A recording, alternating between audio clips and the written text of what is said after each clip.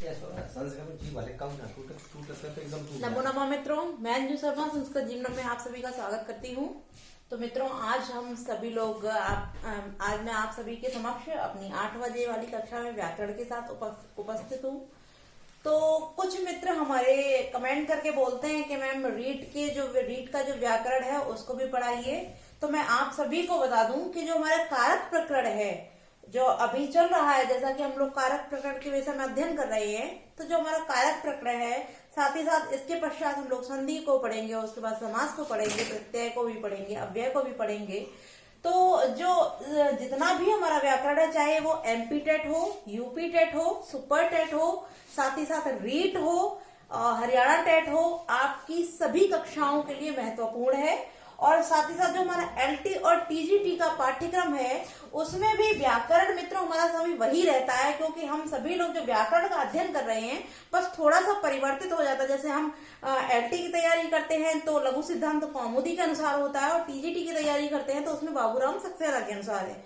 किंतु बाकी की जो भी हमारी परीक्षाएं हैं, चाहे रीट हो, यूपी टेट हो, एमपी टेट हो, हरियाणा टेट हो, साथ ही साथ सुपर टेट हो, उन सभी परीक्षाओं के लिए जो हमारा व्याकरण है वो एक ही है। तो आप सभी के लिए ये जो कक्षाएं हमारी व्याकरण की चल रही हैं वो बहुत ही महत्वपूर्ण है। तो मैं राजस्थान के जो भी हमारे साथी हमारे साथ लाइव जुड़ते हैं, साथ ही साथ जो हमारे एमपी के भी कुछ मित्र साथ जुड़ते हैं और जो यूपी के भी हैं, मैं सभी से कहूंगी कि आप सभी के लिए ये कक्षाएं बहुत महत्वपूर्ण है। आप सभी लोग इस क्लास को पूरा देखा कीजिए, और आपके यदि समझ में किसी भी सूत्र से संबंधित या किसी भी उदाहरण से संबंधित कोई भी प्रश्न होता है, आप उसको कमेंट बॉक्स में जरूर लिखिए। आपके कमेंट में प्रतिदिन चेक करती हूँ, और यदि कोई भी मुझसे किसी भी प्रकार का प्रश्न पूछता है तो मैं पूरी कोशिश करती हूँ उस प्रश्न का जवाब देने के लिए। तो आपकी जो भी समस्याएं हो, किसी सूत्र से संबंधित, किसी उदाहरण से संबंधित, आप उसको कमेंट बॉक्स में लिखिए। साथ ही साथ सभी लोग जितने भी हमारी वीडियो से जुड़ते हैं, चाहे राजस्थान के हो, हरियाणा के हो, एमपी के हो, यूपी के हो, आपकी सारी कक्षाओं के लिए ये बहुत ही महत्वपूर्ण है। तो आप लोग प्रतिदिन 8 बजे व्याकरण की कक्षा और 8:30 बजे जो साहित्य की कक्षा चलती है, दोनों ही कक्षाओं को अवश्य लिया कीजिए। कुछ लोग ये बोलते हैं कि मैम आप 8:30 बजे जो साहित्य की कक्षा लेती हैं वो यूपी टेट या हमारे रीट में या जो सुपर टेट है उससे उसका कोई महत्व नहीं है, कोई लेना देना नहीं है। तो मैं आप सभी को बता दूं कि पूर्ण श्लोक का लेना देना हो या ना हो, किंतु जो महत्वपूर्ण सूक्तियां होती हैं उन सूक्तियों का आपकी सभी कक्षाओं से लेना देना है, क्योंकि हमारा जो संस्कृत साहित्य है उसमें से भी बहुत सारे प्रश्न आपके REET, super TET, UP TET और हरियाणा टेट, एमपी टेट में भी पूछे जाते हैं। जैसे कि कभी भारवी से संबंधित कुछ प्रश्न पूछ लिए, कभी अभिज्ञान शाकुंतलम की कुछ महत्वपूर्ण सूक्तियां पूछ लेते हैं। तो इस प्रकार से भी वहां साहित्य से संबंधित ही प्रश्न पूछे जाते हैं। तो आप सभी लोग दोनों वीडियो देखा कीजिए, और उसमें जो महत्वपूर्ण प्रश्न है आप लोग कॉपी पेपर साथ लेके बैठा कीजिए। जो भी महत्वपूर्ण तत्व होते हैं या पॉइंट होते हैं आप उसको नोट करते चलिए। तो मैं हमारे जितने भी मित्र लाइव जुड़े हैं, आप सभी लोग अपने मित्रों के साथ वीडियो को शेयर कर दीजिए, लिंक को शेयर कर दीजिए। और फिर हम लोग जैसे कि तृतीय विभक्ति का अध्ययन कर रहे थे और तृतीय विभक्ति के सभी सूत्रों का अध्ययन कर चुके थे, 1 या 2 सूत्र जो हमारे बचे हुए थे आज हम उनको भी देख लेते हैं, और उसके पश्चात हम चतुर्थी विभक्ति को भी आरंभ करेंगे। तो कुछ नए मित्र भी हमारे जैसे ओम राघव जी हैं, रचना जी हैं और रिहान खान जो हैं, ये मित्र भी हमारे लाइव जुड़े हैं। तो आप सभी लोग भी चैनल को सब्सक्राइब कर लीजिए, जिन लोगों ने नहीं किया बेल आइकन को दबा लीजिए, जिससे कि आपको सभी को नोटिफिकेशन समय से मिलता रहे। और जितने भी लोग हमारे साथ जुड़े हुए हैं लाइव, आप सभी लोग प्रतिदिन लाइव आया कीजिए और लाइक अवश्य किया कीजिए। तो तृतीय व्यक्ति जैसा कि हम लोगों की चल रही थी, तृतीय व्यक्ति में अभी तक हम लोगों ने प्रकृत्यादिव उपसंख्यानम सूत्र तक अध्ययन कर लिया था। तो आज हम अगला सूत्र तृतीय विभक्ति का ही अध्ययन करेंगे। तो पहले हम यहाँ लिख देते हैं तृतीय विभक्ति, और तृतीय विभक्ति के जो हमारे बचे हुए सूत्र हैं उनका अध्ययन करते हैं। तो उसमें जो सूत्र है वो हमारा पृथक विना नाना भिस तृतीया, पृथक विना नाना भिस तृतीया न्यतरश्याम। पृथक विना नानाविध तृतीया न्यतरश्याम। अब इस सूत्र में, जैसा कि मैं आपको पहले भी बता चुकी हूँ, जिसमें तरश्याम लगा होता है बाद में, उसमें एक नहीं अनेक कहा जाता है, अर्थात वहां एक विभक्ति न होकर कई विभक्तियां हो जाती हैं। तो पहले इसके जो आप जिस प्रकार से इसका अर्थ है केवल सिंपल भाषा में जानना चाहते हैं तो मैं आपको बता दूं कि पृथक, विना और नाना, ये जो हमारे तीन शब्द यहाँ प्रयुक्त किए गए हैं, इन तीनों शब्दों के योग में तृतीया तो मुख्य है, उसके साथ साथ अन्य भी कहनी चाहिए। अब अन्य कौन कौन कहनी चाहिए तो उनको भी जान लेते हैं। तो हमारा जो शब्द लिखा हो, पहले हम इनके अर्थों को जान लेते हैं। हालांकि ये सभी जो है विनार्थक अव्यय है, विनार्थक अव्यय, पृथक, विना और नाना। तो किंतु जो अर्थ है वो भी हम जान लेते हैं। तो इसमें पृथक, जो इसका अर्थ है, परिभाषा है, पहले हम लिख लेते हैं उसको। पृथक,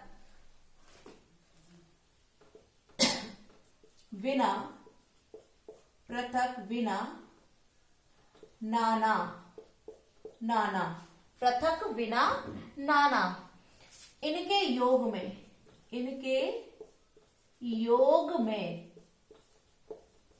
पृथक, विना, नाना, यहां तीन शब्द दिए हैं, पृथक, विना और नाना, इनके योग में, यानी कि अगर किसी वाक्य में इन तीनों में से कोई भी शब्द आपको वहां दिखता है तब इनके योग में क्या हो जाती है?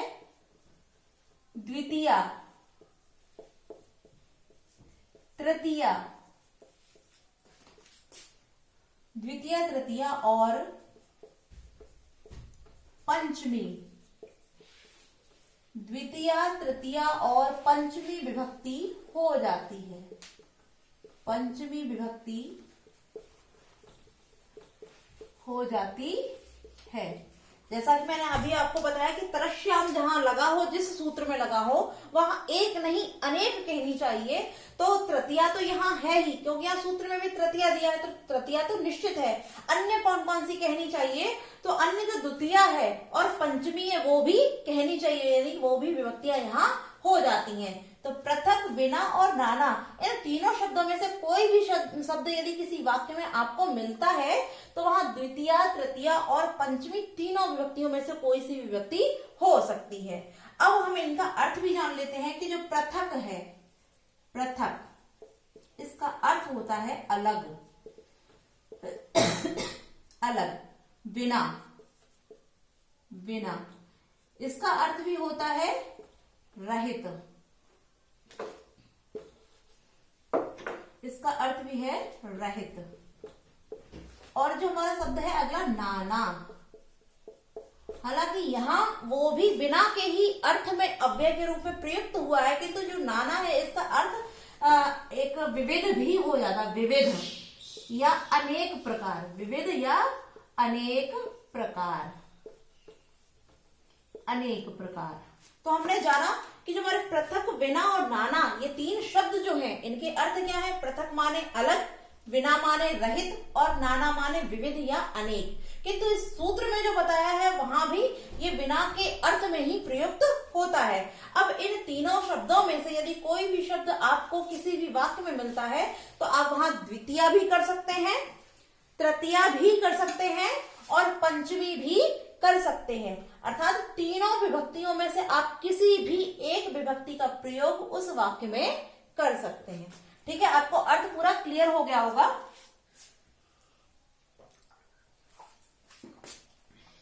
तो इसका जो एग्जाम्पल है हम उसको जान लेते हैं पहले।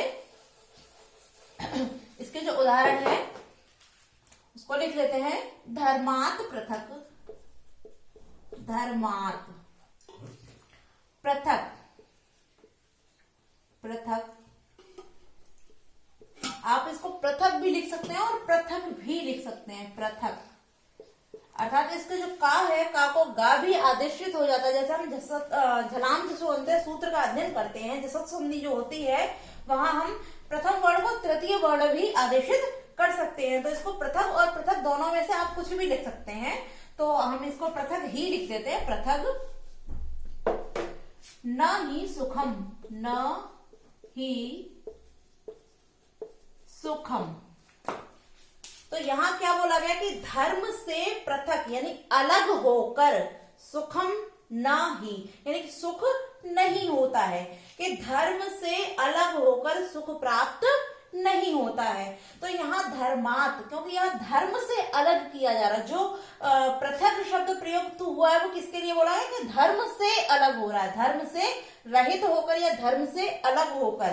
तो यहाँ धर्म से अलग होने की बात की गई है, तो यहाँ जो धर्म है इसमें पंचमी विभक्ति का प्रयोग किया गया है। तो धर्मात पृथक अर्थात धर्म से अलग होकर न ही सुखम, सुख नहीं है।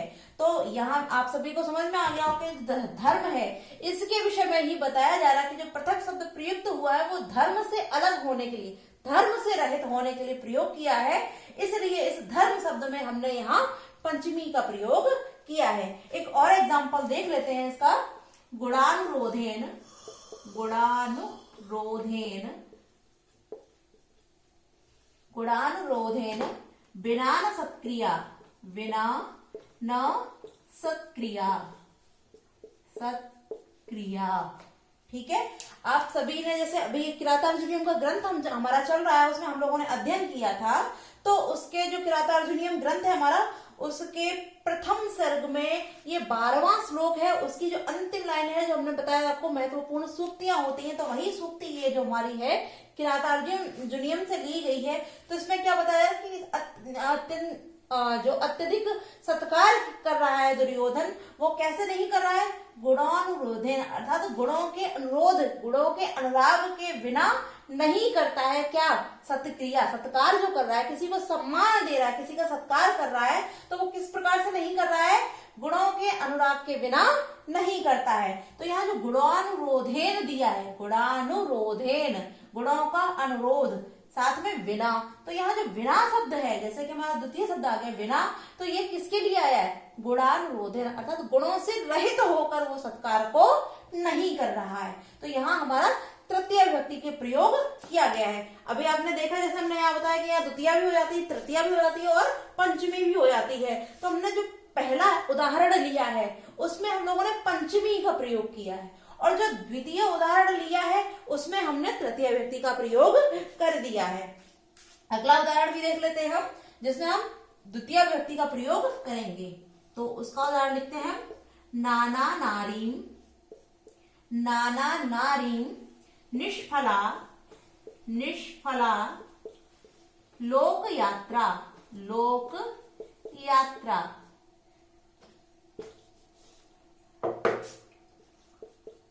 लोक यात्रा, नाना नारीम निष्फला लोक यात्रा। अब हम देखते हैं कि जो हमारा नाना है वो भी यहाँ हमने बता दिया आपको कि वो भी बिनार्थक अव्यय के रूप में ही प्रयोग किया गया है। तो यहाँ क्या बोल रहे हैं कि नारी के बिना लोक यात्रा अर्थात जो जीवन की यात्रा है वो कैसी है, निष्फला, बिना फल के है। अर्थात जब हम जीवन जीते हैं तो उसमें नारी का भी उतना ही महत्व है जितना हमारे जीवन का, क्योंकि लोक यात्रा जो हम अपनी लोक यात्रा करते हैं, अपने जीवन की यात्रा करते हैं, वो व्यर्थ है, निष्फल है, उसका कोई लाभ नहीं है। कब, नारीम बिना, यानी नारीम नाना, नारी के बिना उस लोक यात्रा का कोई फल नहीं होता है। तो यहाँ भी जो नाना शब्द प्रयोग हुआ है वो किसके लिए प्रयोग हुआ है, नारीम बिना अर्थात नारी के बिना।